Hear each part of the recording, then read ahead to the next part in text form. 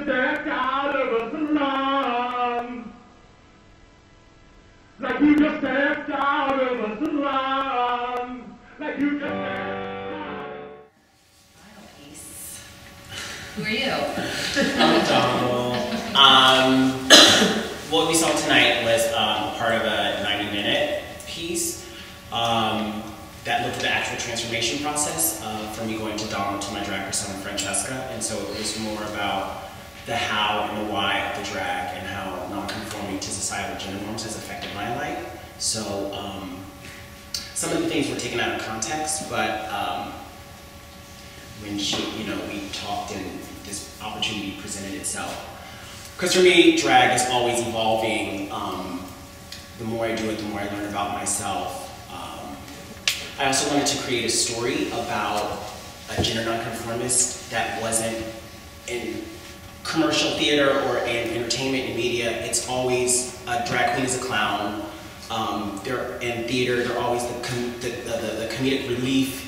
You never really get to hear and understand who they are and why they do what they do. So I didn't want to present myself or my drag persona as a character.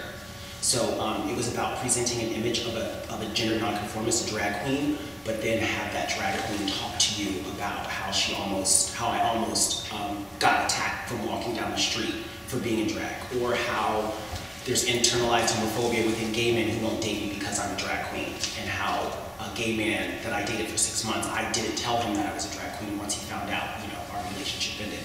So I wanted to present real life account issues of being a gender nonconformist versus like RuPaul's Drag Race. And how a lot of people expected me to be a character versus me presenting my truth. And there's a part of the show where I do the makeup on stage, and there's a video feed of that's how it started out, right? So I sat down in the chair and did the makeup for like 12 minutes, and then there were these images of women, because my drag persona is inspired by the 50s and the 60s. And I realized in many ways that was like patriarchy, of like this image of these, and that's how those relate to that. Like it's commenting on like this mold of a woman that's created for capitalist gain, And so I had to look at like, well, what image of a woman am I presenting? And where are these images of what it means to be a woman coming from? So I had to, like, once again, that evolved into like what this became. And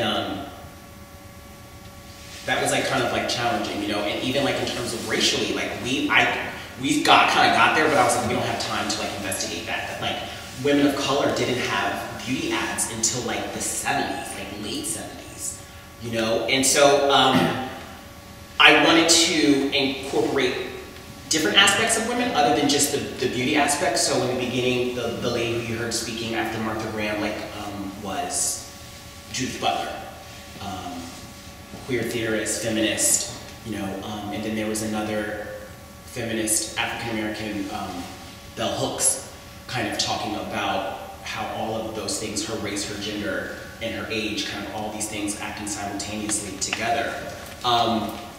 So, this was like, how can we make a dance piece out of this in 20 minutes versus 90 minutes? So I started to take up the idea or the concept of like, how do you move in a way that's masculine or feminine? And like, where are those ideas coming from that then are translated on so many different levels?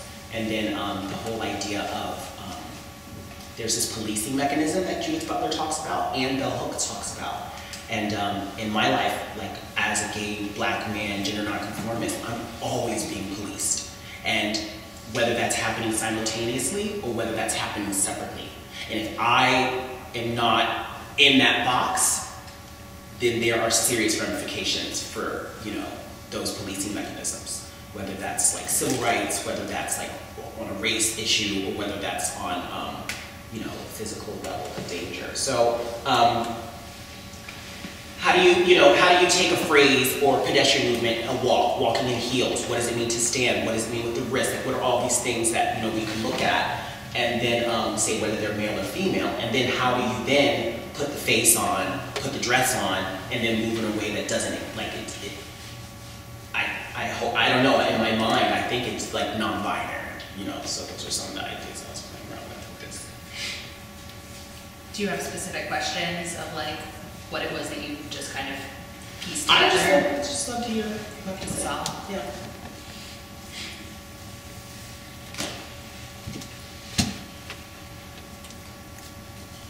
I really liked your piece a lot.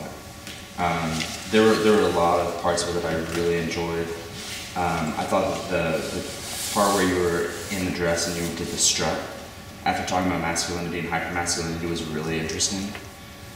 In terms of formally, I guess, one question that I had, I can understand, I guess, I have certain ideas of why you would choose to pick up the microphone and talk about your personal narrative rather than having that be a pre-recorded aspect of it, but I'm curious what you were thinking when you did that. I kind of wanted to take some of the same elements that were in the show, so spoken word, I mean, we had a microphone stand. So it was like, there's a format that we have for the full-length evening, and so it was like, how can we kind of build upon that, and if we did have to do a shortened version, how would we be able to kind of take vocabulary or existing themes or concepts from that piece, so that was the microphone. And I thought it's, because it's one thing to hear the words of Judith Butler and Bell Hooks, but then what does it mean for me? And then my voice coming out of this image, right? You know what I mean? So it's like a juxtaposition of like, yeah, I can be all like, yes, queen, yes, God, you know what I mean? But then, one speaking about gender and how it relates to me, that's how I can only do that. But that was just an element that I tried to pull in from the previous production. It's interesting to me, it was interesting to me that none of the voices were of gay men. It was women. I was just wondering in your show if there are voices of men. Just me. Just you. And I think the interesting thing about, what is this relation to a woman, right? In the beginning, it's a mother that I'm laying on, and then this idea of what is a man and a woman, like that whole, like the beach, that's like, I was thinking Adam and Eve. So then having sex with a woman in a missionary position, and like these are like reinforced ideas of what it means to be a man, and then putting that on. What is putting that on me? That like, I don't think I really will ever. I won't know what it means to feel like a woman, but in a way, I am putting on a mold, in a sense, with all of this. So. I think, it was really important to have different ideas of women, that they just weren't plastic, that they were like really, because there's so many different ways to celebrate women, which is what I hope, or what I maybe think, would like to think that I'm doing when I am like dressing in drag. That I'm not like being a slut or a bitch, or, you know what I mean? That like, it's so interesting to see gay men's misogyny sometimes when they are in drag, that like immediately a woman is a slut, or she's a bitch, or you know what I mean, versus which own that space, you know what I mean, that like okay, but that's something that I see, so.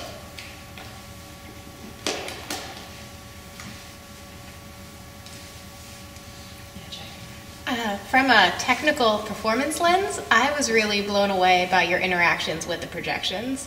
I think you did that really masterfully, and specifically during the David Bowie song, which we actually didn't have a chance to tech because we didn't have enough time. We had to cut short before it, so that was the first time I had seen it. And seeing you use the projection as a spotlight to use color was a really smart use of the space that I've honestly never seen here before, and I was really just impressed by that.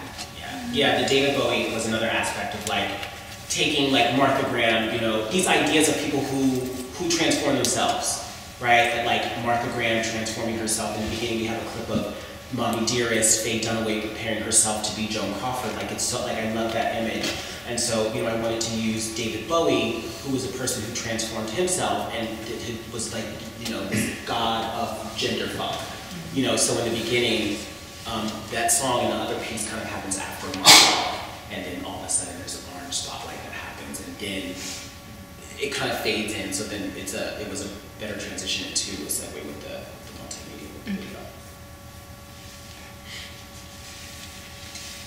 Yeah, and then I saw, I don't know what it actually was, but then then it was like, it went from like disco to me to like police lights, which was a cool thing, in relation to all that we heard.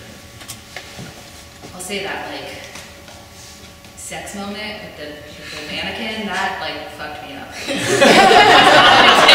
That was the most intense part for me. That took me somewhere. Yeah, I was trying to just use like an idea of like, like what is masculine, what is feminine. Yeah. And what are roles? You know, like what are sex roles for those genders as well? You know, and then like relating like, you know, gender binary even in the dance world. You know, like you see shows like So You Think You Can Dance, and I mean, which are obviously highly commercial, you know, but it's always about, and I was even watching something like Netherlands Dance Theater, like I love them, I think they're great, but I could also see that there's always male and a female, or if it is on TV, it's like it's a girls dance, or it's a guys dance, or there is never this other kind of narrative being told with same-sex couples. Or, I mean, yeah, so. Yeah, especially when you look at the proportion of them that in their own personal lives identify that way, and yet they can only represent like a heteronormative relationship on stage. Yeah. Anything else? Awesome. Well, talk to this Donald as well. Thank you all for coming. Our next, oh no, we don't have one in December because we are getting all new lights. It's very exciting. January, come back. And stay warm tonight.